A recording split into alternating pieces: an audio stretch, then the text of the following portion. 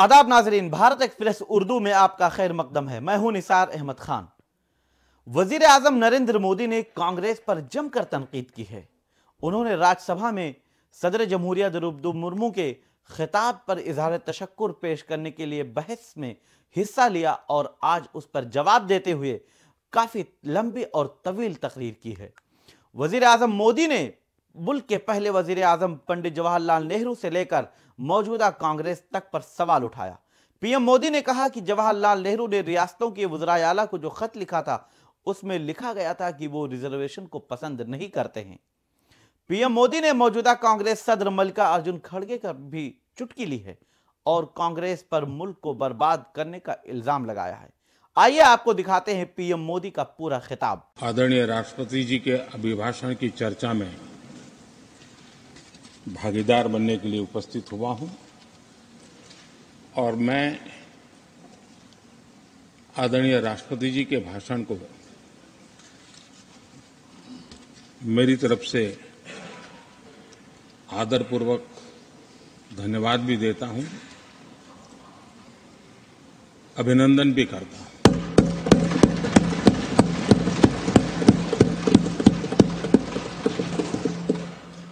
आदरणीय सभापति जी, ये 75वां गणतंत्र दिवस ये अपने आप में एक महत्वपूर्ण माइलस्टोन है और उस समय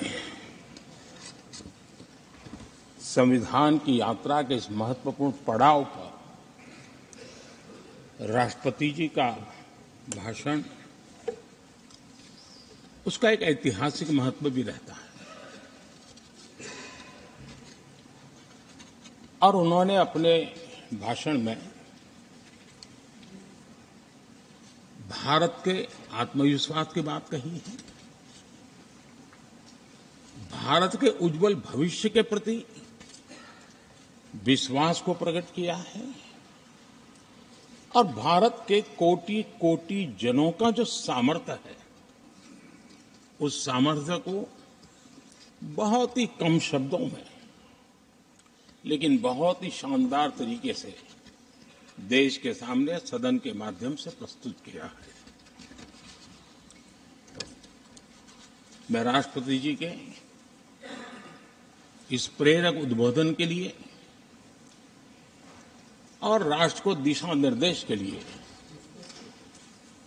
और एक प्रकार से विकसित भारत के संकल्प को सामर्थ्य देने के लिए हृदय से बहुत बहुत आभार व्यक्त करता हूं।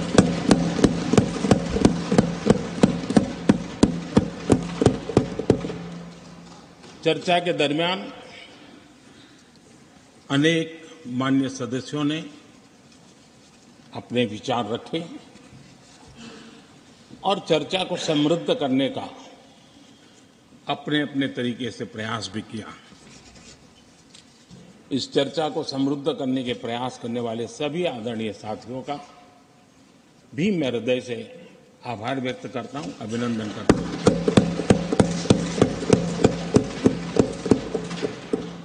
कुछ साथियों के लिए आलोचना करना, कड़वी बातें करना ये उनकी मजबूरी थी, उनके प्रति भी मैं संवेदनाएं प्रकट करता हूं।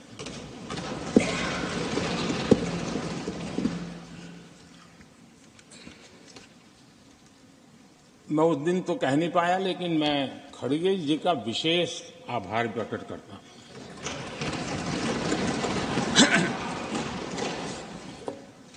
बहुत ध्यान से सुन रहा था खड़गे जी उस दिन में और ऐसा आनंद आया, ऐसा बहुत कम मिलता है। लोकसभा में तो कभी कभी मिल जाता है लेकिन आजकल वो दूसरी ड्यूटी पर है तो मनोरंजन कम मिलता है। लेकिन लोकसभा में मनोरंजन जो कमी हमें खल रही है उस दिन आपने पूरी कर दी।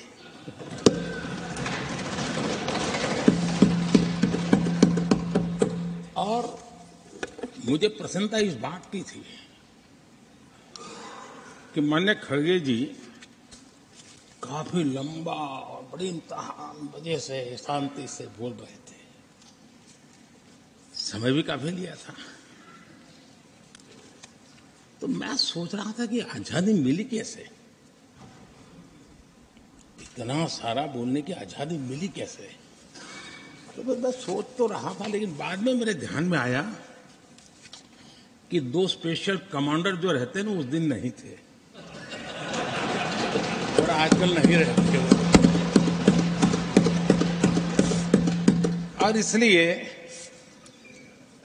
बहुत भरपूर फायदा स्वतंत्रता का आदरणीय खड़गे जी ने उठाया।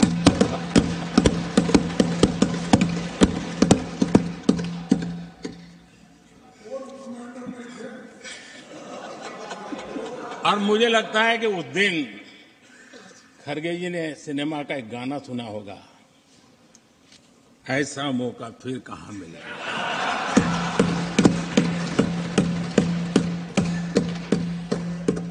और खड़गे जी भी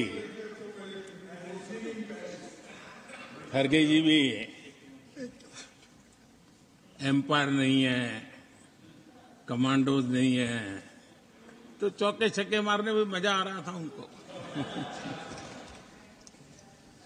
लेकिन एक बात खुशी की रही, उन्होंने जो 400 सीट एनडीए के लिए आशीर्वाद दिया था,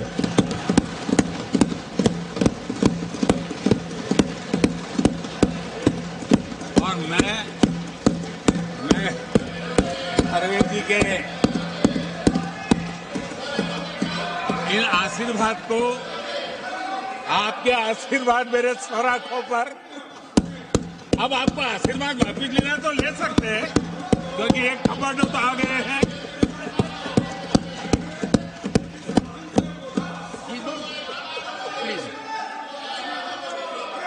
आदरणीय सभापति जी,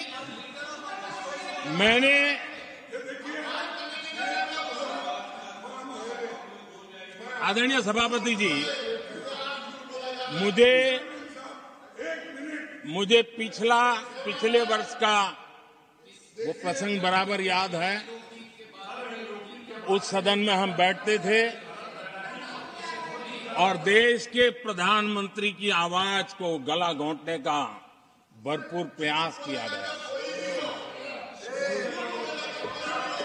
हम बड़े धैर्य के साथ, बड़ी नम्रता के साथ आपके एक एक शब्द को सुनते रहे, और आज भी आप न सुनने की तैयारी के साथ आए हैं।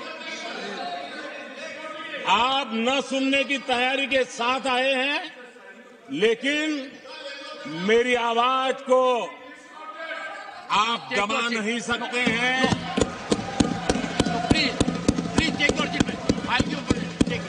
देश की जनता ने इस आवाज को ताकत दी हुई है।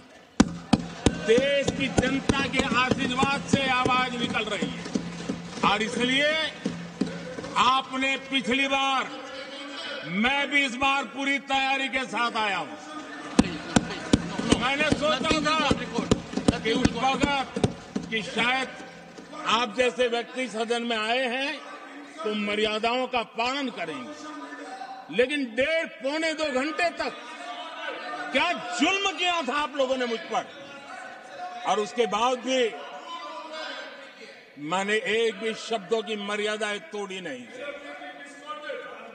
आदरणीय सभापति जी, मैंने भी एक प्रार्थना की है, और प्रार्थना तो कर सकते हैं, और मैं तो करता रहता हूं। पश्चिम बंगाल से आपको जो चैलेंज आई है,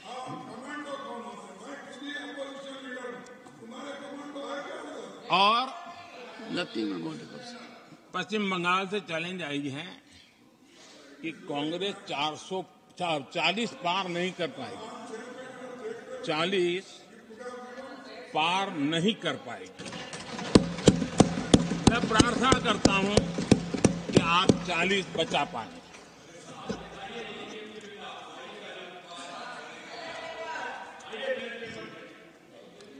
आदरणीय सभापति जी, हमको बहुत सुनाया गया है, और हमने सुना है, लोकतंत्र में आपका कहने का अधिकार है और हमारी सुनने की जिम्मेवारी है।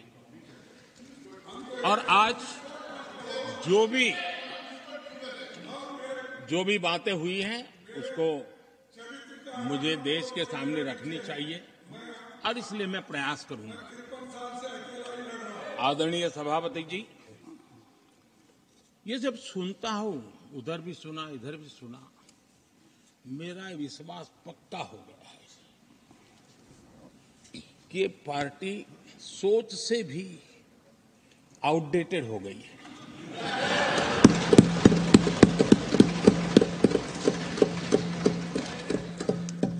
और जब सोच आउटडेटेड हो गई है तो उन्होंने अपना कामकाज भी आउटसोर्स कर दिया है। देखते ही देखते इतना बड़ा दल, इतने दशकों पर तक देश पर राज करने वाला दल, ऐसा पतन, ऐसी गिरावट, हमें खुशी नहीं हो रही है। हमारी आपके प्रति संवेदनाएं हैं, लेकिन डॉक्टर क्या करेगा जी, पेशेंट खुद। आगे क्या बोलूं?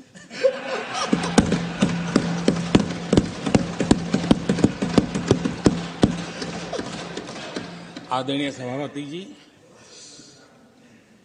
ये बात सही है कि आज बहुत बड़ी बड़ी बातें होती हैं, सुनने की ताकत भी खो चुके हैं। लेकिन मैं तो देश के सामने बात रखने के लिए जरूर कहूंगा, जिस कांग्रेस ने सत्ता के लालच में सरेआम लोकतंत्र का गला घोंट दिया था, जिस कांग्रेस ने दर्जनों बार लोकतांत्रिक तरीके से चुन करके आई सरकारों को रातों रात भंग कर दी थी, बर्खास्त कर दिया, जिस कांग्रेस ने देश की संविधान लोकतंत्र की मर्यादा को जेल के सलाखों के पीछे बंद कर दिया था, जिस कांग्रेस ने अखबारों पर ताले लगाने तक की कोशिश की थी, आवाज, जो कांग्रेस देश को तोड़ने के नैरेटिव घड़ना का नया शौक उनको पैदा हुआ, इतना तोड़ा कम नहीं है, अब उत्तर दक्षिण को तोड़ने के लिए बयान दिए जा रहे हैं।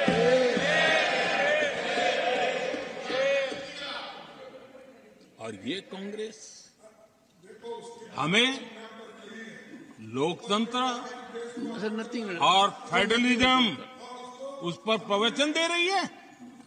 आदरणीय सभापति जी, जिस कांग्रेस ने और भाषा के नाम पर देश को बांटने में कोई कसर नहीं छोड़ी, जिस कांग्रेस ने आतंकवाद और अलगाववाद को अपने हित में पनपने दिया, जिस कांग्रेस ने नॉर्थ ईस्ट को हिंसा, अलगाव और पिछड़ेपन में धकेल दिया, जिस कांग्रेस के राज में नक्सलवाद के लिए देश के लिए एक बहुत बड़ी चुनौती बनाकर के छोड़ दिया, जिस कांग्रेस ने देश की बहुत बड़ी जमीन दुश्मनों के हवाले कर दी, जिस कांग्रेस ने देश की सेनाओं का आधुनिकीकरण होने से रोक दिया, वो आज हमें राष्ट्रीय सुरक्षा और आंतरिक सुरक्षा के लिए भाषण दे रहे। जिस कांग्रेस ने आजादी के बाद से ही कंफ्यूज रही, उनको उद्योग जरूरी है कि खेती जरूरी है, उसी कंफ्यूजन में गुजारा किया। जो कांग्रेस तय नहीं कर पाई कि नेशनलाइजेशन करना है कि प्राइवेटाइजेशन करना है, उलझती रही। जो कांग्रेस 10 वर्ष में 12 नंबर से 11 नंबर पर आर्थिक व्यवस्था ले आ पाई। 10 साल में 12 से 11 नंबर। और आप 12 से 11 आने में बहुत मेहनत नहीं पड़ती है। जैसे जैसे आगे बढ़ते हैं तो मेहनत और बढ़ती है। हम 10 साल में 5 नंबर पे ले आए।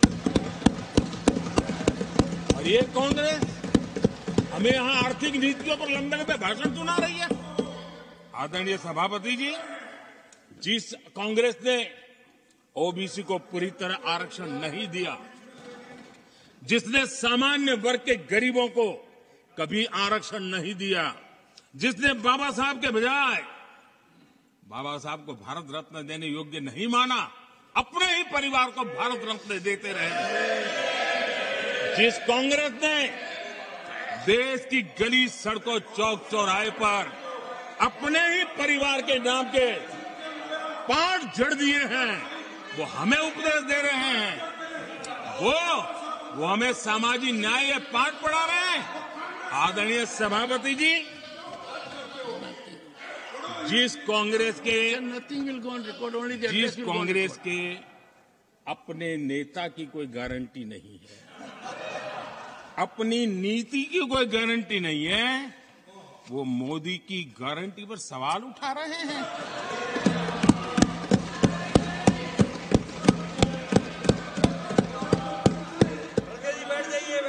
आदरणीय सभापति जी, आदरणीय सभापति जी, यहां एक शिकायत थी।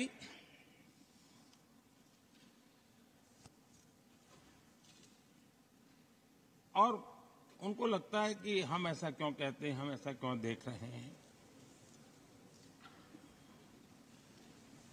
देश और दुनिया उनके 10 साल के कार्यकाल को ऐसे क्यों देखती थी? देश क्यों नाराज हो गया?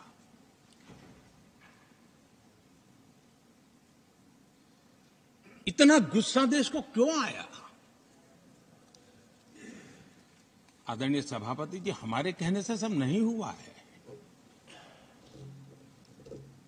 खुद के कर्मों के फल और अब तो सामने रहते हैं, वो कोई दूसरे जन्म में नहीं होते हैं, इसी जन्म में। आदरणीय सभापति जी, कुछ हम किसी को बुरा नहीं कहते, हमें क्यों बुरा कहना चाहिए? जब उन्हीं को लोगों ने बहुत कुछ कहा हो तो मुझे क्या कहने की जरूरत है? मैं एक वक्तव्य सदन के सामने रखना चाहता हूं। मैं पहला कोट पढ़ रहा हूं। सदस्यगण जानते हैं, ये कोटेशन है। सदस्यगण जानते हैं कि हमारी ग्रोथ धीमी हो गई है और फिस्कल डेफिसिट बढ़ गया है। महंगाई दर बीते 2 वर्षों से लगातार बढ़ रही है। करंट अकाउंट डेफिसिट हमारी उम्मीदों से कहीं अधिक हो चुका है। ये कोट मैंने पढ़ा। ये किसी भाजपा के नेता का कोट नहीं है, नहीं ये कोट मेरा है। आदरणीय सभापति जी, यूपीए सरकार के 10 साल पर तत्कालीन प्रधानमंत्री आदरणीय पीएम के रूप में रहे श्रीमान मनमोहन सिंह जी ने कहा था और खुद के कार्यकाल में कहा था। ये हालत थी, उन्होंने वर्णन किया था। आदरणीय सभापति जी, अब मैं दूसरा कोट पढ़ता हूं। देश में व्यापक गुस्सा है। पब्लिक ऑफिस के मिसयूज को लेकर भारी गुस्सा है। इंस्टीट्यूशंस का मिसयूज कैसे होता था, ये उस समय ये भी मैंने नहीं करा, ये उस समय के प्रधानमंत्री पद पर डॉक्टर मनमोहन सिंह जी कह रहे थे। उस समय भ्रष्टाचार को लेकर पूरा देश सड़कों पर था। गली गली में आंदोलन चल रहे थे। अब मैं तीसरा कोट पढ़ूंगा।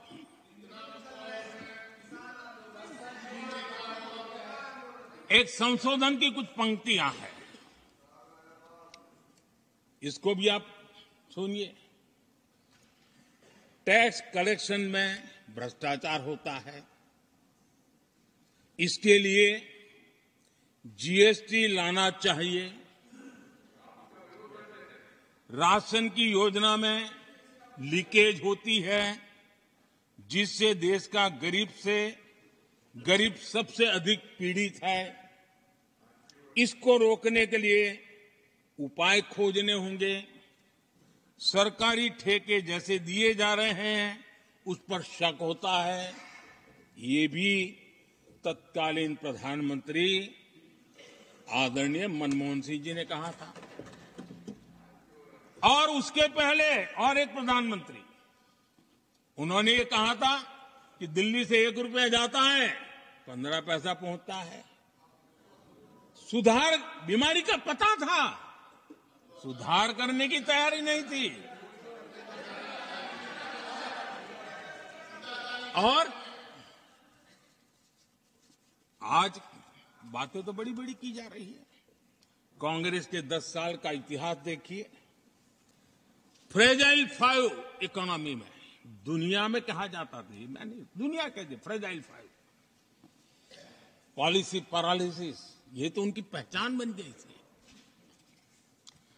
और हमारे 10 वर्ष टॉप 5 इकोनॉमी वाले।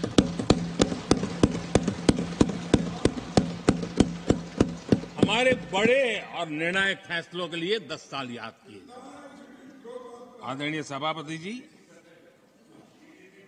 हम उस कठिन दौर से बहुत मेहनत करके, सोच समझ करके देश को संकटों से बाहर लाए हैं। ये देश ऐसे ही आशीर्वाद नहीं दे रहा है। आदरणीय सभापति जी, यहां सदन में अंग्रेजों को याद किया गया। Unbecoming conduct. Please continue. No please please. आदरणीय सभापति जी, इस सदन में अंग्रेजों को याद किया गया। अब राजा महाराजाओं का तो अंग्रेजों के साथ गहरा नाता रहा था उस समय। तो अब मैं जरा पूछना चाहता हूं कि अंग्रेजों से कौन इंस्पायर्ड था। मैं तो ये तो नहीं पूछूंगा कि कांग्रेस पार्टी को जन्म किसने दिया था, ये तो मैं नहीं पूछूंगा। आजादी के बाद भी देश में गुलामी की मानसिकता को किसने बढ़ावा दिया? अगर आप अंग्रेजों से प्रभावित नहीं थे तो अंग्रेजों की बनाई दंड संहिता, पिनल कोड, आपने क्यों नहीं बदली? आदरणीय सभापति जी, अगर आप अंग्रेजों से प्रभावित नहीं थे तो अंग्रेजों के जमाने के सैकड़ों कानून क्यों चलते रहे?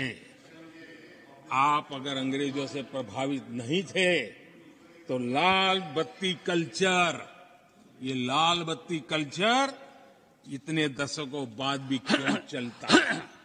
अगर आप अंग्रेजों से प्रभावित नहीं थे तो भारत का बजट शाम को 5 बजे इसलिए आता था क्योंकि ब्रिटिश पार्लियामेंट का सुबह शुरू होने का समय होता था। ये ब्रिटेन की पार्लियामेंट के समय के अनुकूल शाम 5 बजे बजट की परंपरा क्यों चलाए रखी थी आपने? कौन अंग्रेजों से इंस्पायर था? पर आप अंग्रेजों से प्रेरित नहीं थे तो हमारी सेनाओं के चिन्हों पर आज भी गुलामी के प्रतीक अब तक क्यों बने हुए थे? हम एक के बाद एक हटा रहे हैं। अगर आप अंग्रेजों से प्रेरित नहीं थे तो राजपथ को कर्तव्य पथ बनने के लिए मोदी का इंतजार क्यों करना पड़ा? आदरणीय सभापति जी, अगर आप अंग्रेजों से प्रभावित नहीं थे तो अंडमान और निकोबार इन द्वीप समूहों पर आज भी अंग्रेजी सत्ता के निशान क्यों लटके पड़े थे? आदरणीय सभापति जी, अगर आप अंग्रेजों से प्रभावित नहीं थे तो इस देश के सेना के जवान देश के लिए मन मिटते रहे, लेकिन देश के जवानों के सम्मान में एक वॉर मेमोरियल तक आप बना नहीं पाए थे। क्यों नहीं बनाया? अगर आप अंग्रेजों से इंस्पायर्ड नहीं थे, प्रभावित नहीं थे, तो भारतीय भाषाओं को हीन भावना से क्यों देखा? स्थानीय भाषा में पढ़ाई के प्रति आप लोगों की बेरुखी क्यों थी? आदरणीय सभापति जी, अगर आप अंग्रेजों से प्रेरित नहीं थे तो भारत को मदर ऑफ डेमोक्रेसी बताने में आपको कौन रोकता था? आपको क्यों महसूस नहीं हुआ कि दुनिया में? आदरणीय सभापति जी, मैं सैकड़ों उदाहरण दे सकता हूं कि आप किस प्रभाव में काम करते थे और देश को सुनते ये सारी बातें याद आने वाली है। आदरणीय सभापति जी, मैं एक और उदाहरण देना चाहता हूं। कांग्रेस ने नैरेटिव फैलाया और इस नैरेटिव का परिणाम क्या हुआ कि भारत की संस्कृति और संस्कारों मानने वाले लोगों को बड़े हीन भाव से देखा जाने लगा, ढकियानों से मानने लगा गया, और इस प्रकार से एक हमारे अतीत के प्रति अन्याय करने की नौबत आई। अपनी मान्यताओं को गाली देते हैं, अपनी अच्छी परंपराओं को गाली देते हैं, तो आप प्रोग्रेसिव है। इस प्रकार के नैरेटिव गढ़े जाने लगे देश में, और उसका नेतृत्व कहां होता था ये दुनिया भली भांति जानती है। दूसरे देश से आयात करना, उसको गर्व का, और भारत की कोई चीज है तो दूसरे दर्जे की है, ये स्टेटस बना दिया गया था। ये स्टेटस सिंबल बाहर से आया, मेड इन फॉरेन स्टेटस बना दिया था। ये लोग आज भी वोकल फॉर लोकल बोलने से बच रहे हैं। मेरे देश के गरीबों के कल्याण का काम हो रहा है। आज आत्मनिर्भर भारत की बात उनके मुंह से नहीं निकलती है। आज मेक इन इंडिया कोई बोलता है तो उनके पेट में चूहे दौड़ने लग जाते हैं। आदरणीय सभापति जी, देश ये सब देख चुका है और अब समझ भी चुका है, और उसी का परिणाम आप भुगत भी रहे हैं। आदरणीय सभापति जी, राष्ट्रपति जी ने अपने अभिभाषण में विस्तार से चार सबसे बड़ी जातियों के विषय में हम सबको संबोधित किया था। युवा, नारी, गरीब और हमारे अन्नदाता। हम जानते हैं इनकी समस्याएं ज्यादातर एक समान है, उनके सपने भी एक समान है, और उसके समाधान अगर करने हैं तो थोड़ा 19-20 का फर्क पड़ेगा, लेकिन इन चारों वर्गों के समाधान के रास्ते भी एक ही हैं। और इसलिए उन्होंने बहुत ही उपयुक्त रूप से राष्ट्र का मार्गदर्शन किया है कि इन चार स्तंभों को मजबूत करिए, देश विकसित भारत की तरफ तेज गति से आगे बढ़ेगा।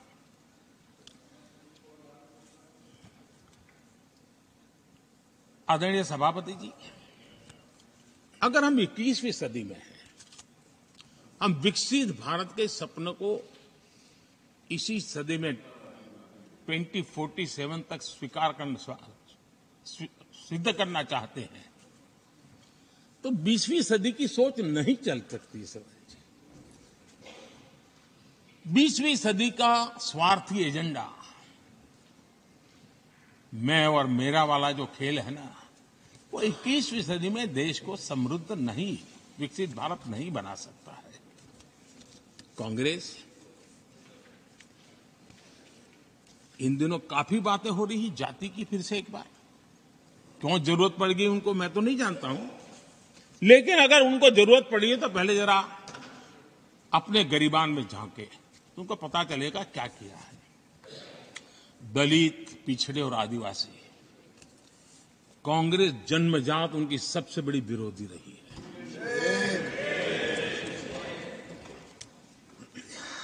और मैं तो कभी कभी सोचता हूं अगर बाबा साहब न होते ना तो शायद कि एससी एसटी को आरक्षण मिलता कि नहीं मिलता, ये भी मेरे मन में सवाल उठता है। आदरणीय सभापति जी, और मैं ये कह रहा हूं, इसके पीछे मेरे पास प्रमाण है। इनकी सोच आज से नहीं, उस समय से ऐसी है, मेरे पास प्रमाण। और मैं प्रमाण के सिवाय मैं यहां कहने के लिए नहीं आया। और जब बातें वहां से उठी हैं तो फिर तैयारी रखनी चाहिए उनको। मेरा परिचय तो हो चुका है, 10 साल हो गए।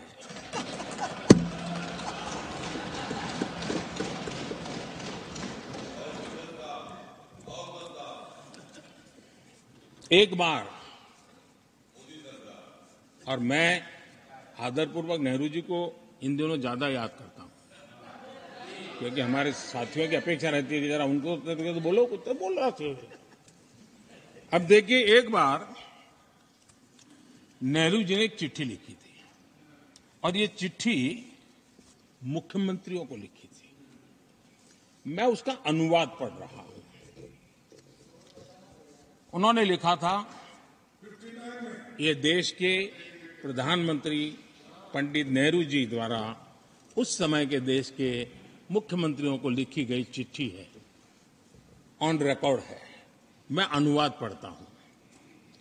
मैं किसी भी आरक्षण को पसंद नहीं करता,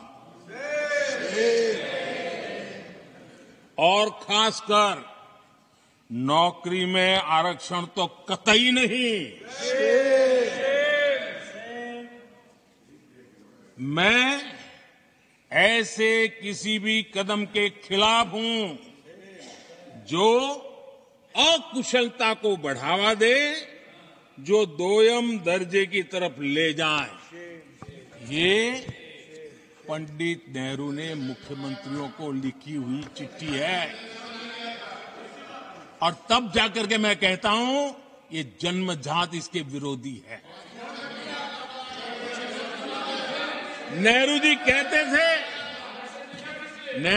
कहते थे, अगर एससी, एसटी, ओबीसी को नौकरियों में आरक्षण मिला तो सरकारी काम का स्तर गिर जाएगा। और आज जो आंकड़े गिनाते हैं ना कि इतने यहां है, इतने यहां है, उसका मूल यहां है, क्योंकि उस समय उन्होंने रोक दिया था, रिक्रूटमेंट ही मत करो। अगर उस समय सरकार में भर्ती हुई होती और वो प्रमोशन करते करते आगे बढ़ते तो आज यहां पर पहुंचते। सभापति जी, ये कोर्ट में पढ़ रहा हूं, आप वेरीफाई कर सकते हैं। मैं पंडित नेहरू का कोट पढ़ रहा हूं।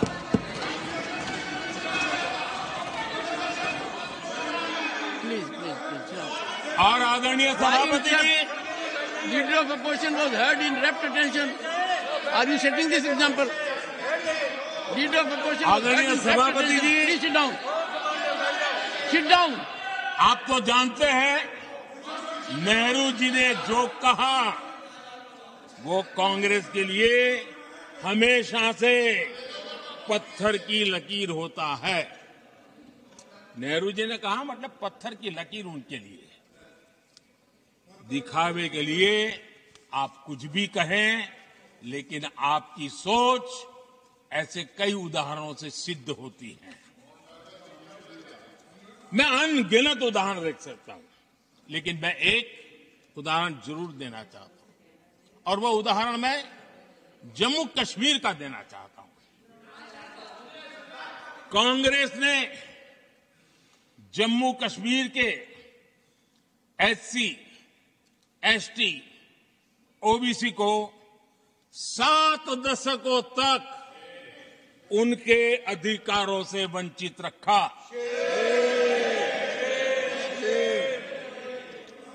आर्टिकल 370 में हम कितनी जीतेंगे उसकी बात अभी नहीं कर रहा हूं। आर्टिकल 370 को निरस्त किया तब जाकर के इतने दशकों के बाद एसटी, एसटी, ओबीसी को वो अधिकार मिले जो देश के लोगों को बरसों से मिले हुए थे, उसको रोक के रखा था। जम्मू कश्मीर में फॉरेस्ट राइट्स एक्ट उनको प्राप्त नहीं था। जम्मू कश्मीर में प्रिवेंशन ऑफ एट्रोसिटी एक्ट नहीं था। ये हमने 370 हटाकर ये अधिकार उनको दिए। हमारे एससी समुदाय में भी सबसे पीछे पीड़ित कोई रहा तो हमारा वाल्मीकि समाज रहा, लेकिन हमारे वाल्मीकि परिवारों को भी 7 दशक के बाद भी जम्मू कश्मीर में रहे लोगों की सेवा करते रहे, लेकिन डोमिसाइल का अधिकार नहीं दिया गया। ये है। और मैं आज देश को भी अवगत करना चाहता हूं कि स्थानीय निकायों में, लोकल सेल्फ गवर्नमेंट्स में ओबीसी के आरक्षण का विधेयक भी कल 6 फरवरी को लोकसभा में भी पारित हुआ।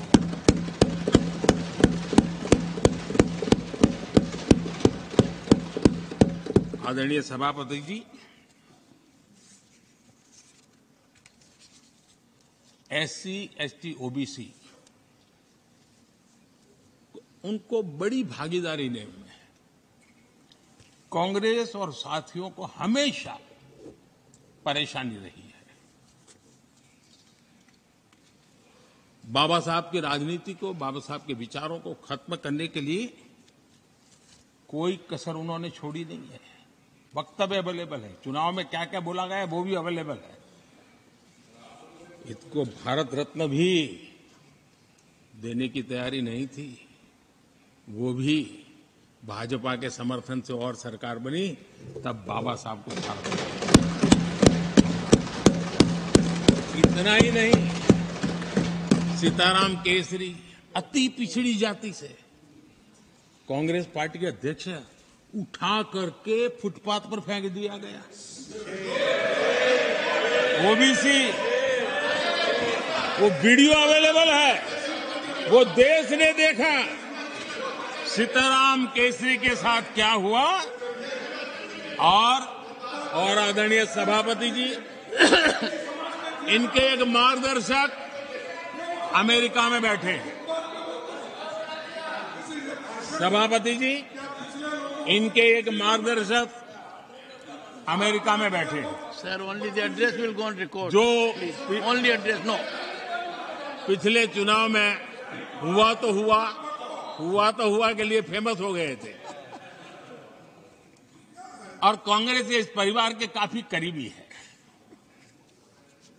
उन्होंने अभी संविधान निर्माता बाबा साहब आंबेडकर के उनके योगदान को छोटा करने का भरपूर प्रयास किया।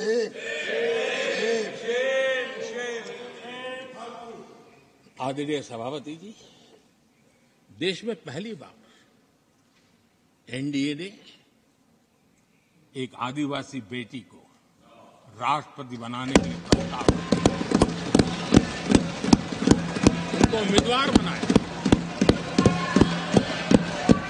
आपका हमसे वैचारिक विरोध हो वो एक बात है, अगर हमसे वैचारिक विरोध होता, आपने सामने कैंडिडेट खड़ा किया होता, मैं समझ सकता था, लेकिन वैचारिक विरोध नहीं था। क्यों? क्योंकि हमारे यहां से गया हुआ व्यक्ति आपने उम्मीदवार बनाया, इसलिए वैचारिक विरोध नहीं था। आपका विरोध एक आदिवासी बेटी के लिए था और इसलिए आपने, और ये जब सांगमा जी चुनाव लड़ रहे, वो भी एक आदिवासी थे, उनके साथ भी यही किया गया था।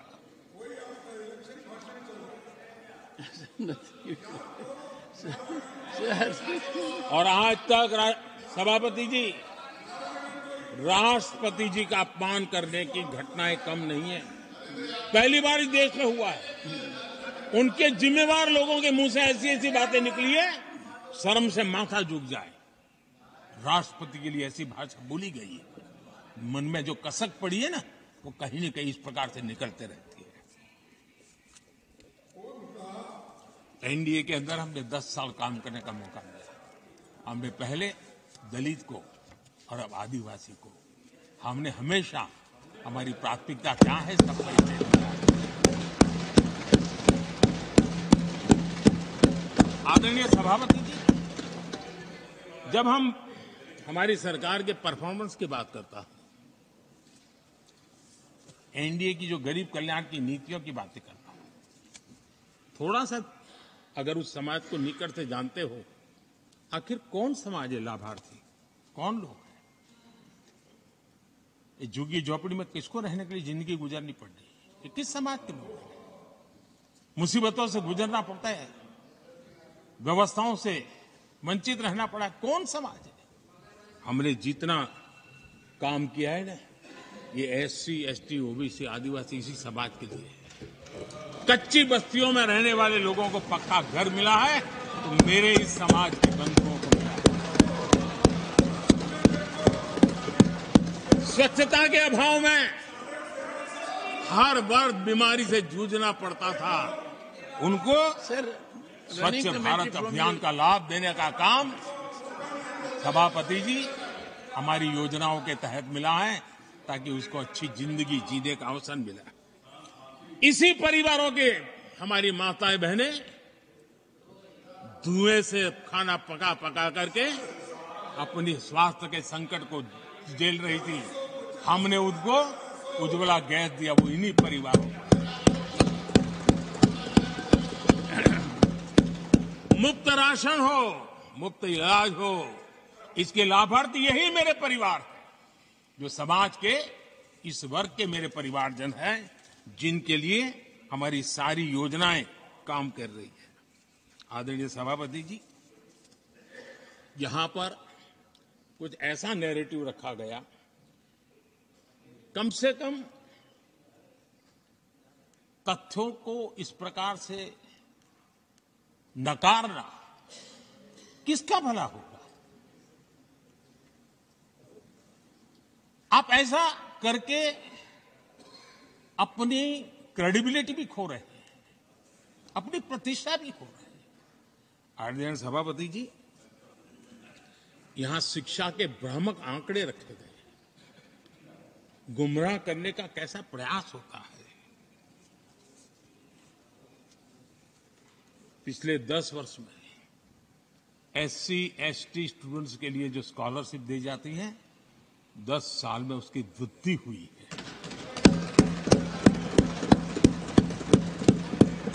इन 10 वर्षों में स्कूलों में, हायर एजुकेशन में नामांकन की संख्या भी बहुत बढ़ी है और ड्रॉप आउट बहुत तेजी से कम हुआ है। आदरणीय सभापति जी, 10 साल पहले 120 एकलव्य मॉडल स्कूल थे। आदरणीय सभापति जी, आज 400 एकलव्य मॉडल स्कूल।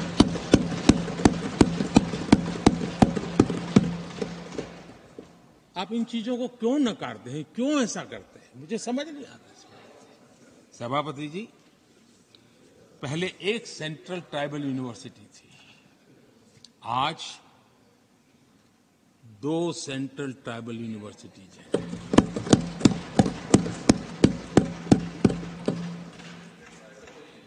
आदरणीय सभापति जी, ये भी सच्चाई है कि लंबे अरसे तक दलित, पिछड़े, आदिवासी बेटे बेटियां कॉलेजों का दरवाजा तक नहीं देख पाते थे। मुझे याद है, मैं गुजरात में जब सीएम बना तो मेरे लिए चौंकाने वाला एनालिसिस मेरे सामने आया। गुजरात में उमरगांव से अंबाजीपुरा बेल्ट आदिवासी बहुल क्षेत्र है। हमारे दिग्विजय जी के एक दामाद भी उसी इलाके में है। उस पूरे इलाके में साइंस स्ट्रीम की एक भी स्कूल नहीं थी। मैं जब वहां गया, अब उस इलाके में मेरे आदिवासी बच्चों के लिए साइंस स्ट्रीम की स्कूल नहीं होगी तो इंजीनियरिंग डॉक्टरी का तो सवाल ही कहां उठता है। ऐसी मिनिमम चीजें और यहां पर क्या भाषण दे रहे हैं जी आदरणीय सभापति जी। और मैं बताना चाहता हूं सदन को गर्व होगा, संतोष आप उस सदन में बैठे हैं, वहां एक ऐसी सरकार आपके साथ बात कर रही है कि ऐसी सरकार नेतृत्व कर रही है जहां कितना बड़ा परिवर्तन आया। आप उस समाज का विश्वास बढ़ाइए, उनका हौसला बुलंद कीजिए, वो देश की मुख्य धारा में तेजी से आगे बढ़े, उसके लिए हम प्रयास करें, सामूहिक प्रयास करें। आप देखिए आदिवासी और हमारे SC/ST समाज के विद्यार्थियों का नामांकन, मैं कुछ आंकड़े रखना चाहता हूं। उच्च शिक्षा में SC विद्यार्थियों का नामांकन 44% बढ़ा है।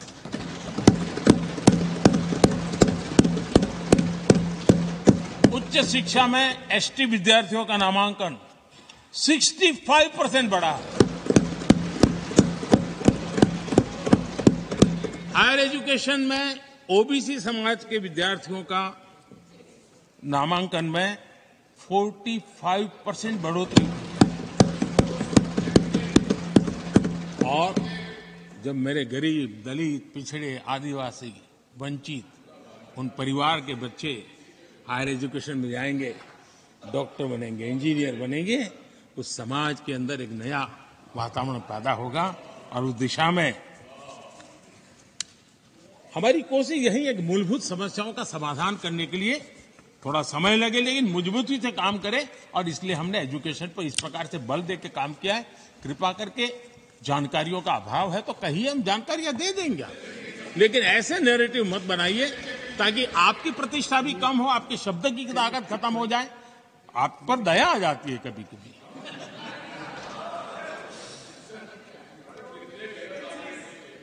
आदरणीय सभापति जी, सबका साथ सबका विकास ये नारा नहीं है, ये मोदी की गारंटी है।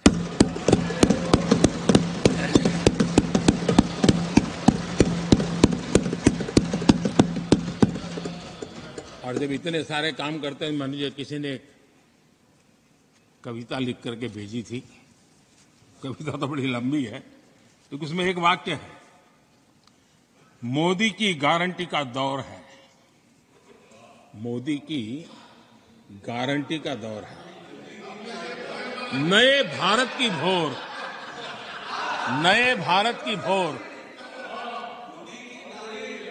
आउट ऑफ वारंटी चल रही दुकानें, आउट ऑफ वारंटी चल रही दुकानें, खोजे अपनी ठोर।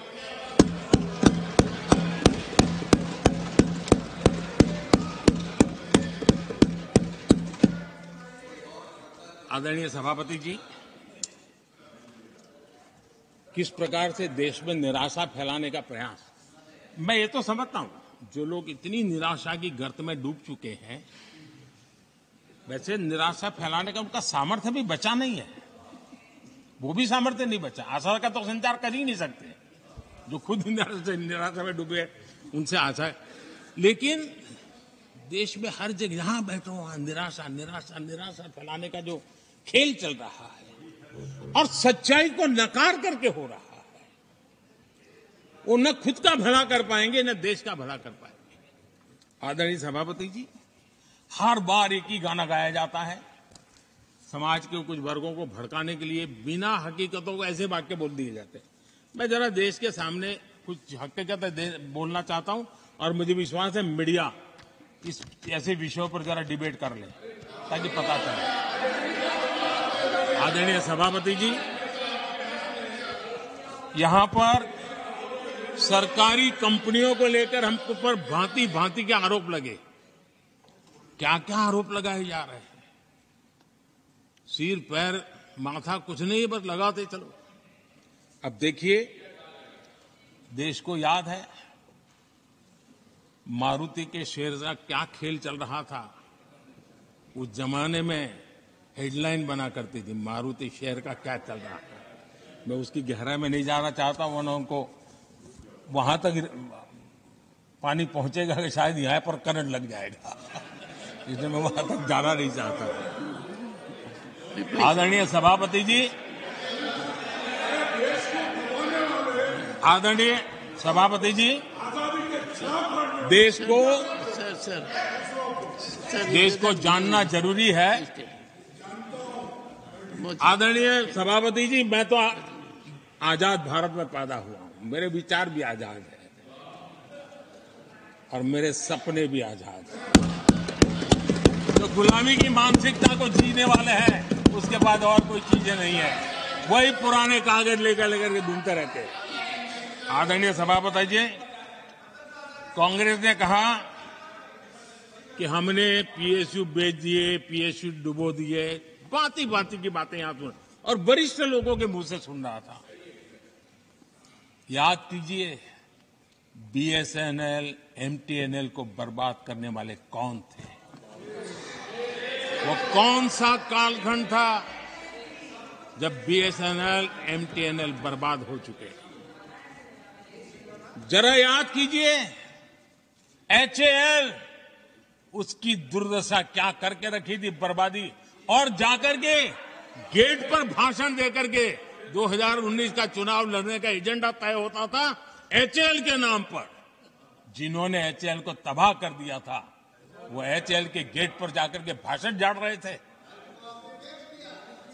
आदरणीय सभापति जी, एयर इंडिया को किसने तबाह कर दिया, किसने बर्बाद कर दिया? ये हालत कौन लाया था? कांग्रेस पार्टी और यूपीए, ये 10 साल की उनकी बर्बादी से मुंह नहीं मोड़ सकते।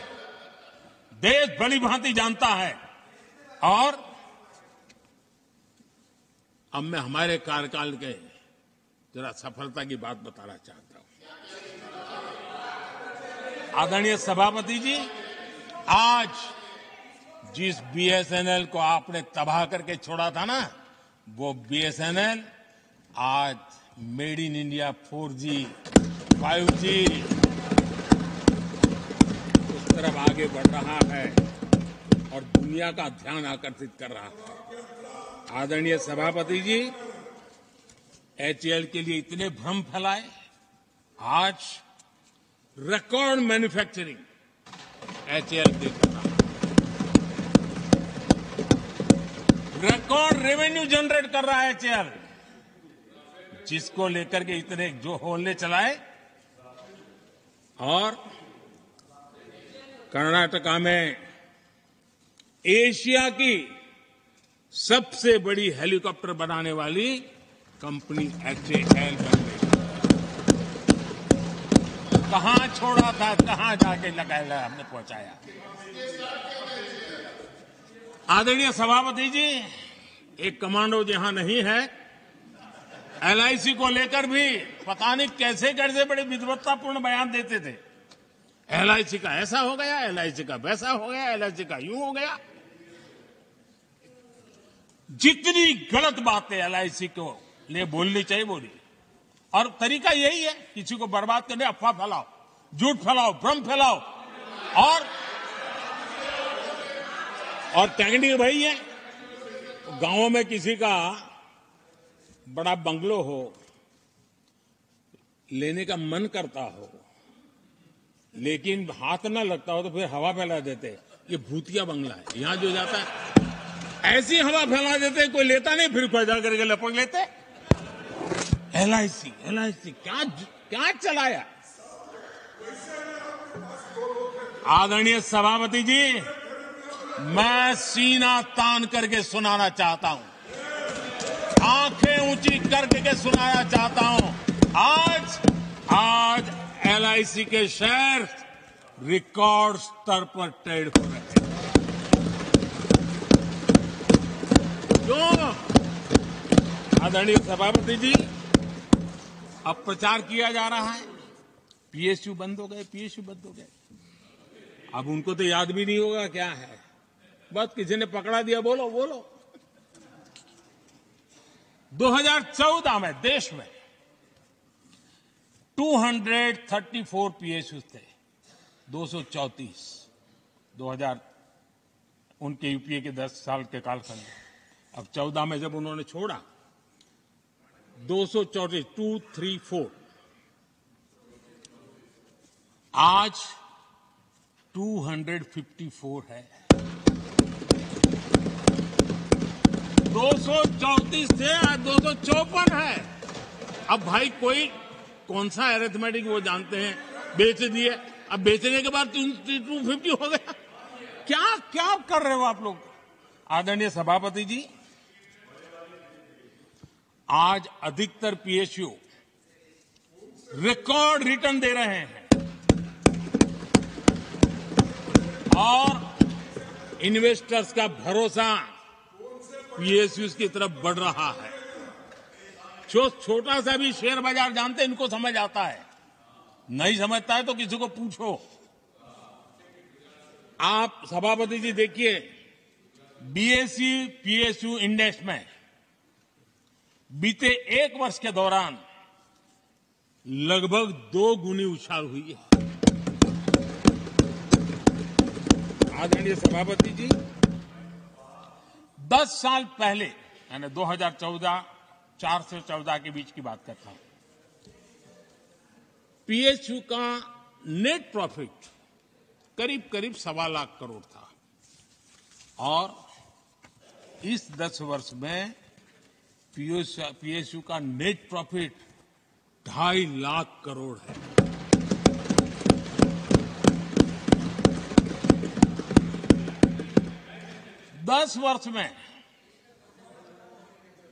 हमारे 10 वर्ष में पीएसयू की नेट वर्थ 9.5 लाख करोड़ से बढ़कर के 17 लाख करोड़ हो गई है।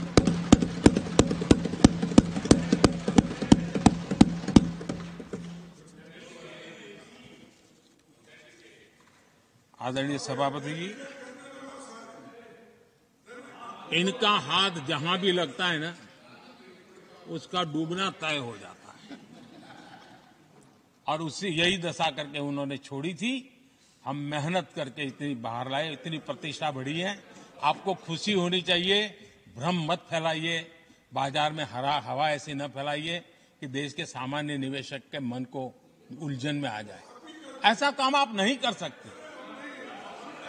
आदरणीय सभापति जी, इन लोगों की मर्यादा इतनी है, अब इन्होंने अपने युवराज को एक स्टार्टअप बना करके दिया है। अब वो नॉन स्टार्टर है।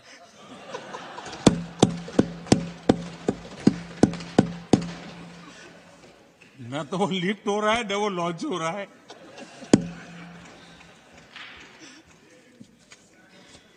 आदरणीय सभापति जी,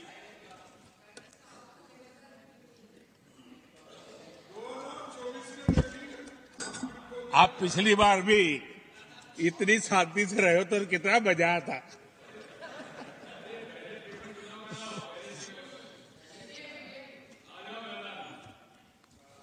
आदरणीय राष्ट्रपति जी, आदरणीय सभापति जी,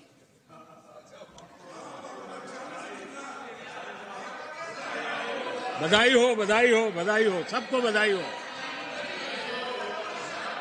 आदरणीय सभापति जी,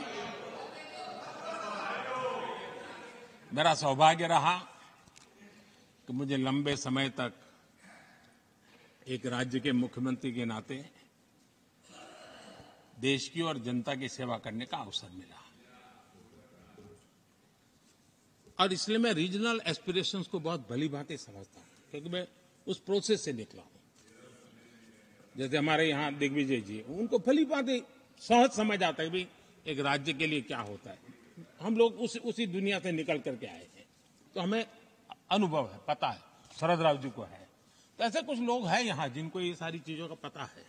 देवगढ़ा साहब है, तो इन लोगों के इन सारी चीजों का पता है, तो हम इसका महात्मा समझते हैं। हमें कोई किताबों में नहीं पढ़ना पड़ता है, हम अनुभव कर करके आए हैं।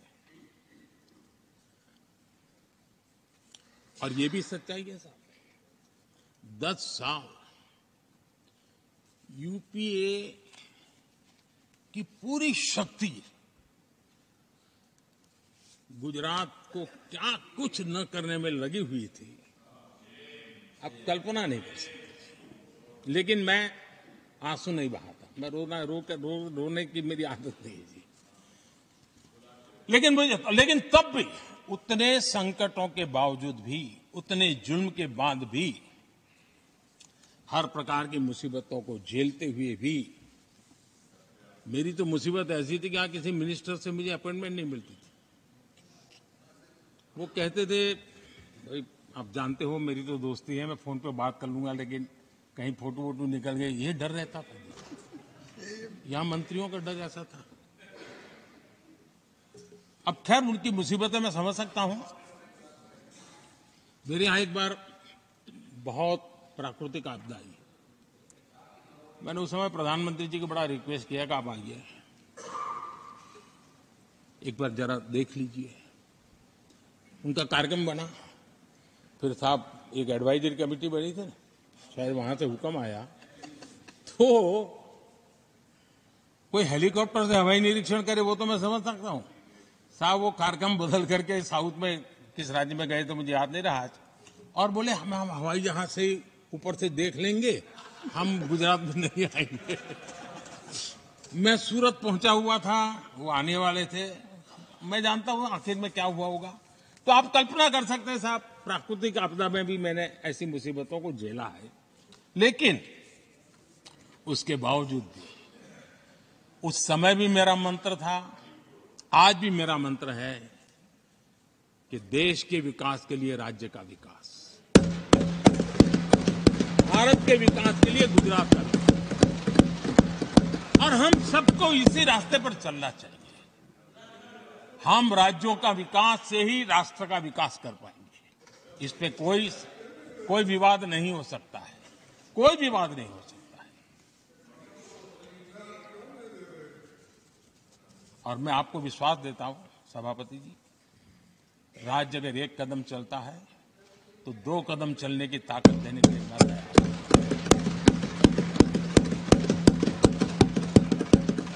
कोऑपरेटिव फेडरलिज्म क्या होता है, और मैंने तो हमेशा कहा कॉम्पिटिटिव कोऑपरेटिव फेडरलिज्म। आज देश को जरूरत है कॉम्पिटिटिव कोऑपरेटिव फेडरलिज्म।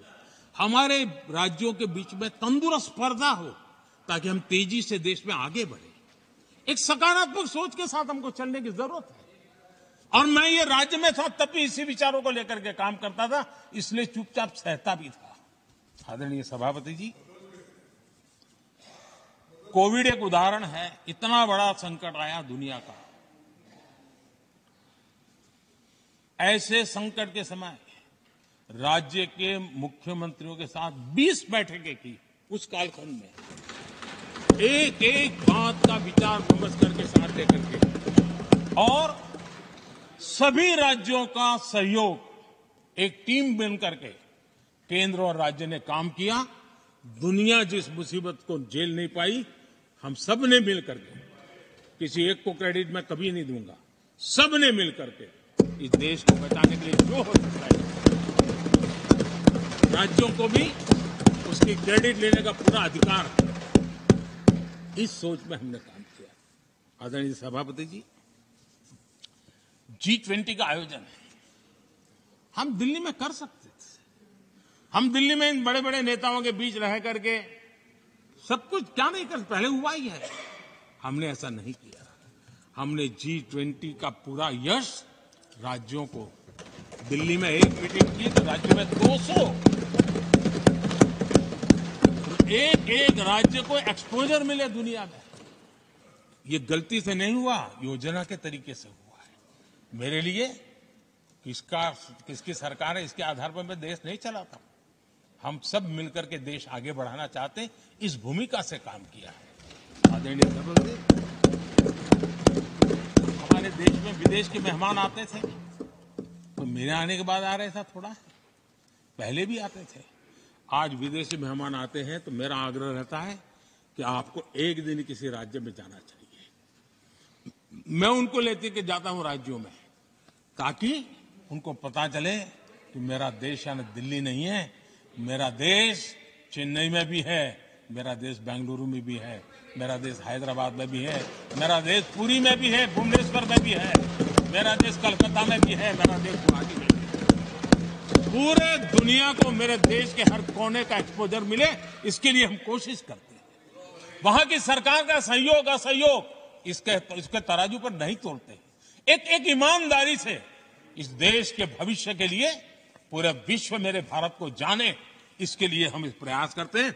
और मैं अभी भी 26 जनवरी को इतना बड़ा काम रहता है, सबको मालूम है। उसके बाद भी मैं 25 तारीख को फ्रांस के राष्ट्रपति को राजस्थान की गलियों में घुमा रहा था।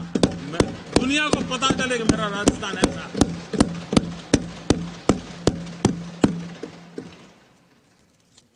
आदरणीय सभापति जी, हमने एक बहुत बड़ा कार्यक्रम लिया जिसकी विश्व में एक मॉडल के रूप में चर्चा हो रही है, एस्पिरेशनल डिस्ट्रिक्ट। एस्पिरेशनल डिस्ट्रिक्ट की जो सफलता है ना, उसमें 80% भूमिका मेरे राज्यों के सहयोग की है। राज्यों ने जो सहयोग किया है, उन्होंने एस्पिरेशनल डिस्ट्रिक्ट की मेरी भावना को समझा। आज उस एस्पिरेशनल डिस्ट्रिक्ट को आगे बढ़ाने के लिए 80% ताकत राज्यों से मिल रही है, डिस्ट्रिक्ट लेवल के अफसरों से मिल रही है। और जो राज्य, वो राज्य की औसत में भी आखिरी पायदान पे खड़े थे, वो आज नेशनल एवरेज के साथ कंपटीशन करने लगे। ये डिस्ट्रिक्ट कभी पिछड़ी डिस्ट्रिक्ट मानी जाती थी। ये सबका सहयोग से हो रहा है। और इसलिए हमारे कार्यक्रमों की रचना ही सबको साथ लेकर के चलने की है और मिल करके देश के भविष्य को बनाने की है। आज देश का हर कोना, हर परिवार विकास के फल प्राप्त करे, ये हम सबका दायित्व है और हम उसी दिशा में जाना चाहते हैं। हम हर राज्य को उसका पूरा हक भी देना चाहते हैं। लेकिन मैं आज एक अहम मुद्दे पर मेरी पीड़ा व्यक्त करना चाहूंगा। आदरणीय सभापति जी, एक राष्ट्र हमारे लिए सिर्फ जमीन का टुकड़ा नहीं है, हम सबके लिए एक इकाई ऐसी है जो प्रेरणा देने वाली इकाई है। जैसे शरीर होता है, शरीर में जैसे अंगांगी भाव होता है, अगर पैर में कांटा लगे तो पैर ये नहीं कहता है, हाथ कभी नहीं सोचता है कि मुझे क्या, पैर को कांटा लगा है, पैर पैर का काम करेगा। पल भर में हाथ पैर के पास पहुंच जाता है, कांटा निकालता है। कांटा पैर को लगता है, आंख ये नहीं कहती कि आंसू मैं क्यों बहाऊं, आंसू आंख से निकलते हैं। हिंदुस्तान के किसी भी कोने में दर्द हो तो पीड़ा सबको होनी चाहिए। अगर देश का एक कोना, अगर शरीर का एक अंग अगर काम नहीं करता है तो पूरा शरीर अपंग माना जाता है। शरीर जिस प्रकार से, अगर देश का भी कोई कोना, देश का कोई क्षेत्र विकास से वंचित रह जाएगा तो देश विकसित नहीं हो सकता है। और इसलिए हमें भारत को एक अंगांगी भाव से देखना होना चाहिए, उसको टुकड़ों में नहीं देखना चाहिए। जिस प्रकार से हिंदी और भाषा बोली जा रही है, देश को तोड़ने के लिए, राजनीतिक स्वार्थ के लिए नए नैरेटिव गढ़े जा रहे हैं। एक पूरी सरकार मैदान में उतर करके भाषा गढ़ रही है। इससे बड़ा देश का दुर्भाग्य क्या हो सकता है? आप मुझे बताइए, झारखंड का कोई आदिवासी बच्चा अगर ओलंपिक के खेल के अंदर जाकर के मेडल लेकर आएगा तो क्या हम ये सोचते हैं कि तो झारखंड का बच्चा है? पूरा देश कहता है हमारा देश है। जब एक झारखंड के बच्चे में प्रतिभा देखते हैं और देश हजारों करोड़ रुपया, हजारों लाखों रुपया खर्च करके उसको अच्छे कोचिंग के लिए दुनिया के किसी देश में भेजता है, तो हम ये सोचेंगे कि खर्चा झारखंड के लिए हो रहा है, क्या देश के लिए नहीं हो रहा है? हम क्या करने लगे हैं, क्या भाषा बोलने लगे? इस देश का गौरव, हमारे यहां वैक्सीन, देश के करोड़ों लोगों को वैक्सीन का, हम ये कहेंगे वैक्सीन तो उस कोने में बनी थी इसलिए हक उनका है, देश को नहीं मिल सकती? कैसा सोच सकते हैं? क्या वैक्सीन उस शहर में बनी थी इसलिए देश के और भागों को इसका लाभ नहीं मिलेगा? ये सोचेंगे क्या? क्या सोच बन गई है? और एक राष्ट्रीय दल के अंदर से ऐसे विचार है, ये बहुत बहुत दुखद की बात है। मैं पूछना चाहता हूं आदरणीय सभापति जी, क्या अगर हिमालय कल कहना शुरू कर दें, हिमालय कल बोलना शुरू कर दें कि नदियां मेरे हाथ से बहती हैं, मैं तुम्हें पानी नहीं दे दूंगा, पानी का अधिकार मेरा है, देश का क्या होगा? देश कहां जाकर के रुकेगा? अगर जिन राज्यों में कोयला है वो कह दें कोयला नहीं मिलेगा, ये हमारी संपत्ति है, जाओ तुम अंधेरे में गुजारा करो, देश कैसे चलेगा? आदरणीय सभापति जी, ऑक्सीजन कोविड के समय हमारे यहां ऑक्सीजन की संभावनाएं पूर्वी कार्य में जो उद्योग है उसके साथ देश के पूरे देश को ऑक्सीजन की जरूरत थी।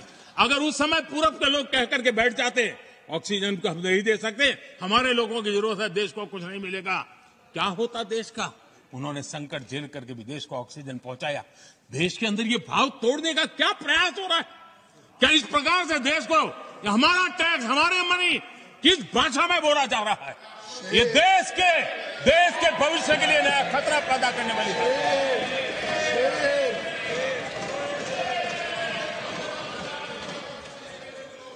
देश को तोड़ने के लिए नए नए नैरेटिव खोजना बंद कर दीजिए। देश को आगे बढ़ना है, देश को एक साथ लेकर के चलने का प्रयास कीजिए। आदरणीय सभापति जी, पिछले 10 वर्ष नीति और निर्माण के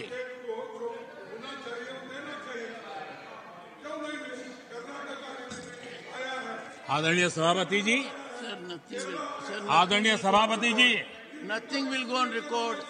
No. आदरणीय सभापति जी, Take your seat. नीति और निर्माण This conduct doesn't suit your ये position. नए भारत की नई दिशा दिखाने के लिए Please take your seat. जो दिशा हमने पकड़ी, Please take your seat. जो निर्माण कार्य हमने लिए हैं, बीते 1 दशक में हमारा पूरा फोकस बेसिक सुविधाएं जरूर मिले उस पर हमारा ध्यान केंद्रित रहा है। आदरणीय सभापति जी, हर परिवार का जीवन स्तर ऊपर उठे, उसके जीवन में ईज ऑफ लिविंग बढ़े। अब समय की मांग है उसकी क्वालिटी ऑफ लाइफ में हम कैसे सुधार लाए। हम आने वाले दिनों में हमारी पूरी शक्ति, पूरा सामर्थ्य ईज ऑफ लिविंग से एक कदम आगे बढ़ करके क्वालिटी ऑफ लाइफ की तरफ हम बढ़ाना चाहते हैं, हम उसके लिए जाएंगे। आदरणीय सभापति जी, आने वाले 5 वर्ष न्यू मिडिल क्लास जो गरीबी से निकल करके बाहर आए हैं, ऐसे न्यू मिडिल क्लास को नई ऊंचाई और सशक्त बनाने के लिए हम अनेकविध कार्यक्रम पहुंचाने के लिए पूरा प्रयास करने वाले हैं। और इसलिए हमने सामाजिक न्याय का जो मोदी कवच दिया है ना, उस मोदी कवच को और मजबूत बनाने और ताकत देने वाले हैं। आदरणीय सभापति जी, आजकल जब हम कहते हैं कि 25 करोड़ लोग गरीबी से बाहर आए, तो ऐसा कुतर्क दिया जाता है कि 25 करोड़ बाहर आए तो फिर 80 करोड़ को खाना अनाज क्यों देते हो?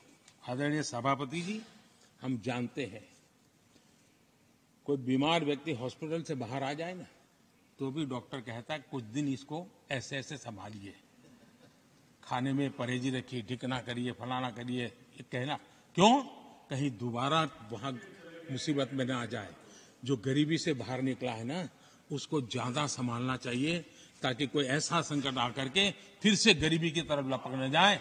और इसलिए उसको मजबूती देने का समय देना चाहिए। ये समय हमने गरीब को मजबूत, ताकि वो फिर से वो न्यू मिडिल क्लास फिर से वापस उस गर्त में डूब न जाए। हम 5 लाख रुपए आयुष्मान का देते हैं ना, उसके पीछे ये इरादा है। परिवार में एक बीमारी आ जाए ना, मध्यम वर्ग का आदमी भी गरीब बनने से देर नहीं लगती है। और इसलिए गरीबी से बाहर निकलना जितना जरूरी है, उतना गलती से भी गरीबी की तरफ पीछे न चला जाए, उसके लिए ध्यान रखने की आवश्यकता है। और इसलिए हम अनाज देते हैं, अनाज देते रहेंगे, किसी को बुरा लगे या न लगे। 25 करोड़ गरीबी से बाहर निकले हैं, न्यू मिडिल क्लास हुए हैं, लेकिन मुझे समझ है, मैं उस दुनिया जी करके आया हूं, उनको जरूरत ज्यादा है। और इसलिए हमारी ये योजना जारी रहेगी। आदरणीय सभापति जी,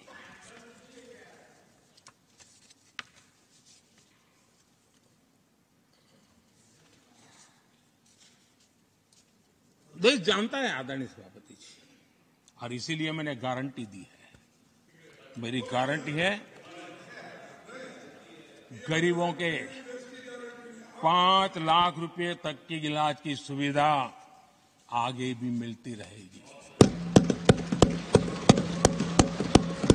मेरी गारंटी है, मोदी की गारंटी है। 80% डिस्काउंट से जो दवाइयां मिल रही है, जिसका लाभ मध्यम वर्ग गरीब को मिल रहा है, वो मिलता रहेगा। आदरणीय सभापति जी, मोदी की गारंटी है कि किसानों को जो सम्मान निधि मिल रही है, वो सम्मान निधि चालू रहेगी ताकि विकास की यात्रा में वो ताकत के साथ जुड़ जाए। आदरणीय सभापति जी, गरीबों को पक्के घर देने का मेरा अभियान है। अगर परिवार बड़ा होता है, नया परिवार बनता है, पक्के घर देने का मेरा कार्यक्रम जारी रहेगा। नल से जल योजना मेरा पक्का इरादा है और मेरा पक्की गारंटी है कि नल से जल, हम नए शौचालय बनाने की जरूरत पड़ेगी, मेरा पक्की गारंटी है, हम जारी रखेंगे। ये काम सारे तेजी से चलेंगे क्योंकि विकास का जो रास्ता, विकास की जो दिशा हमने पकड़ी है, इसको हम किसी भी हालत में जरा भी धीमी नहीं होने देना चाहते। आदरणीय सभापति जी, हमारी सरकार का तीसरा टर्म दूर नहीं है।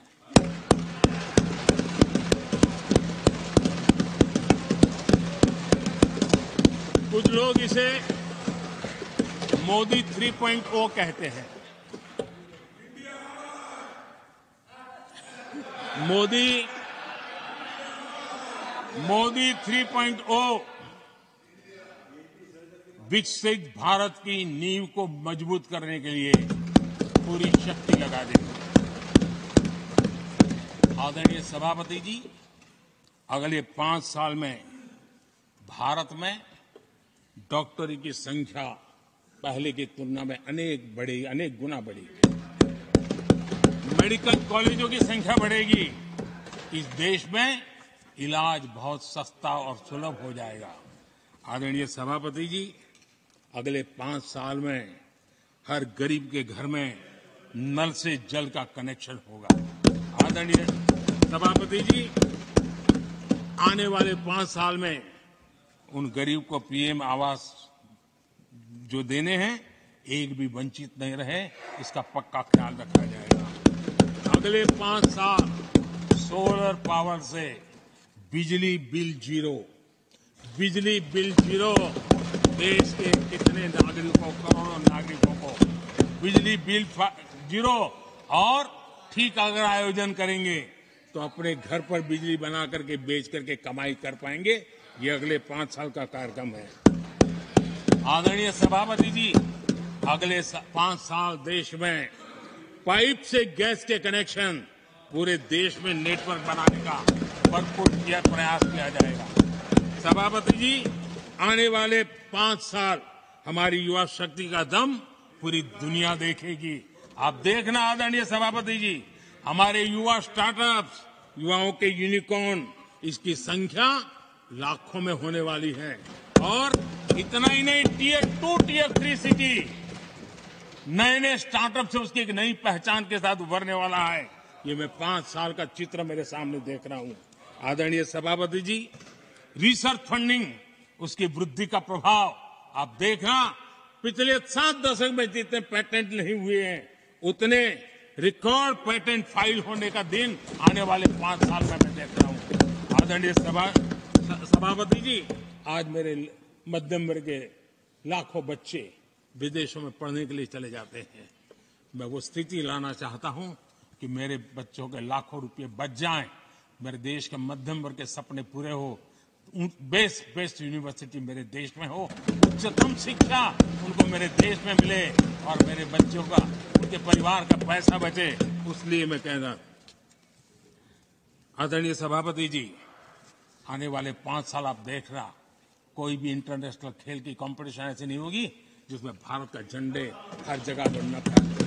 मैं देखने वाला हूं 5 साल खेल जगत के अंदर दुनिया में भारत के युवा की शक्ति की पहचान देने। आदरणीय सभापति जी, आने वाले 5 साल में भारत का पब्लिक ट्रांसपोर्ट पूरी तरह ट्रांसफॉर्म होने वाला है। अगले 5 साल में गरीब और मिडिल क्लास को तेल और शानदार यात्रा की सुविधाएं बहुत आसानी से मिलने वाली है, तेज मिलने वाली है, पूरी ताकत से व्यवस्था होने वाली है। अगले 5 साल में देश बुलेट ट्रेन भी देखेगा और देश ट्रेन वंदे भारत ट्रेन का विस्तार भी देखेगा। आदरणीय सभापति जी, अगले 5 साल में आत्मनिर्भर भारत का अभियान नई ऊंचाई पर होगा। देश हर क्षेत्र में आत्मनिर्भर होता नजर आएगा। आदरणीय सभापति जी, आने वाले 5 साल में मेड इन इंडिया सेमीकंडक्टर दुनिया में हमारी गूंज होगी। इलेक्ट्रॉनिक हर गुड्स में वो चीप होगी जिसमें किसी न किसी भारतीय का पसीना होगा। आदरणीय साहब, दुनिया के इलेक्ट्रॉनिक बाजार में एक नई गति का सामर्थ्य आने वाले 5 साल में देश देखेगा। आदरणीय सभापति जी, आज देश लाखों करोड़ रुपए का तेल इंपोर्ट करता है। अपनी ऊर्जा जरूरतों के लिए हम ज्यादा से ज्यादा आत्मनिर्भर बनने की दिशा में काम करेंगे और मुझे विश्वास है हम ऊर्जा जरूरतों पर जो डिपेंडेंसी है वो कम करने में सफल होंगे। इसे इतना ही नहीं, आदरणीय सभापति जी, ग्रीन हाइड्रोजन अभियान हम दुनिया के बाजार को लालायित करने की दिशा में आगे बढ़ रहे हैं। हमारा ग्रीन हाइड्रोजन ऊर्जा जरूरतों को पूरा करने का सामर्थ्य रहेगा। इथेनॉल की दुनिया में हम तेजी से आगे बढ़ रहे हैं। हम 20% का लक्ष्य प्राप्त करके हमारे लोगों को ट्रांसपोर्टेशन में सस्ता मिले, इसकी व्यवस्था होगी। आदरणीय सभापति जी, जब मैं 20% इथेनॉल की बात करता हूं, उसका सीधा लाभ मेरे देश के किसानों को होने वाला है। किसानों की नई बचत भी होने वाली है। देश के हजारों करोड़ रुपए आज खाद्य देते हैं। हम कृषि प्रधान देश तो कहते हैं, लेकिन आज भी हजारों करोड़ रुपयों का खाने का तेल हमें बाहर से लाना पड़ रहा है। हमारा देश के किसानों पर मुझे भरोसा है और मुझे पक्का भी जो नीतियों को लेकर के हम चलते हैं, एडिबल ऑयल में मेरा देश बहुत एक आत्मनिर्भर 5 साल में हो जाएगा और जो पैसा बचेगा मेरे देश के किसान की जेब में जाएगा, जो आज विदेश के बाजार में जाता है। आदरणीय सभापति जी, केमिकल की खेती के कारण हमारी धरती माँ को बहुत नुकसान हो रहा है। आने वाले 5 साल में नेचुरल फार्मिंग की तरफ देश के किसानों को ले जाने में हम सफलतापूर्वक आगे बढ़ेंगे। एक नया जागृति का काम होगा, हमारी धरती माँ की भी सुरक्षा होगी। आदरणीय सभापति जी, नेचुरल फार्मिंग बढ़ने से दुनिया के बाजार में भी हमारे उत्पादों की ताकत बढ़ने वाली है। आदरणीय सभापति जी, यूएन के माध्यम से मैंने मिलेट का अभियान चलाया। श्री अन्न तक के रास्ते आज हमने उसकी पहचान दी है। मैं वो दिन दूर नहीं देखता हूं जबकि आने वाले 5 साल में दुनिया के बाजार में सुपर फूड के रूप में मेरे गांव के छोटे छोटे किसानों के द्वारा पैदा हुआ मिलेट, श्री अन्न, दुनिया के बाजार में प्रतिष्ठा होगी, सुपर फूड की प्रतिष्ठा होगी। आदरणीय सभापति जी, ड्रोन खेतों में एक नई किसानों की ताकत बन करके उभरने वाला है। 15,000 ड्रोन दीदी का कार्यक्रम ऑलरेडी हम लॉन्च कर चुके हैं। ये तो शुरुआत है, आगे बहुत सफलता दिखती है। आदरणीय सभापति जी, हम नैनो टेक्नोलॉजी को एग्रीकल्चर में लाने में प्रयोग अब तक सफल हुए हैं। हमने नैनो यूरिया में बहुत बड़ी सफलता पाई है, नैनो डीएपी की दिशा में सफलता पाई है और आज एक बोरी भर खातर लेकर के घूमने वाला किसान एक बोतल के खातर से काम चला लेगा, वो भी दूर नहीं है। आदरणीय सभापति जी, सहकारिता क्षेत्र में हमने एक नई मिनिस्ट्री बनाई है। उसके पीछे इरादा है कि एक सहकारिता का पूरा जन आंदोलन नई ताकत के साथ उभरे और 21वीं सदी की आवश्यकता के अनुसार उभरे, उसको भी हम, और उसका सबसे बड़ा लाभ हम 2 लाख भंडारण का काम जो हाथ में लिया है, जब 5 साल के भीतर वो पूरा हो जाएगा, छोटा किसान को भी अपनी पैदावार को रखने की जगह मिल जाएगी। किसान तय करेगा किस भाव से बाजार में बेचना है, नहीं बेचना है। उसको जो बर्बाद होने का डर था वो खत्म हो जाएगा और किसान की आर्थिक ताकत बढ़ जाएगी। पशुपालन और मछली पालन पक्का मैं कहता हूं नए रिकॉर्ड बनाने वाले। आज हमारे यहाँ पशु की संख्या है लेकिन दूध की उत्पादन कम है। हम इस स्थिति को बदल देंगे। फिशरिंग एक्सपोर्ट करने की दुनिया में हम बहुत बड़ी तेजी से विकास करेंगे। ये भी मेरा पूरा विश्वास है। हमने एफपीओ की जो रचना का प्रारंभ किया है, अनुभव बहुत अच्छा है। 5 साल के भीतर भीतर किसानों की एक नई संगठन की शक्ति और कृषि उत्पादन में वैल्यू की ताकत, ये लाभ मेरे देश के किसानों को अवश्य मिलने वाला है।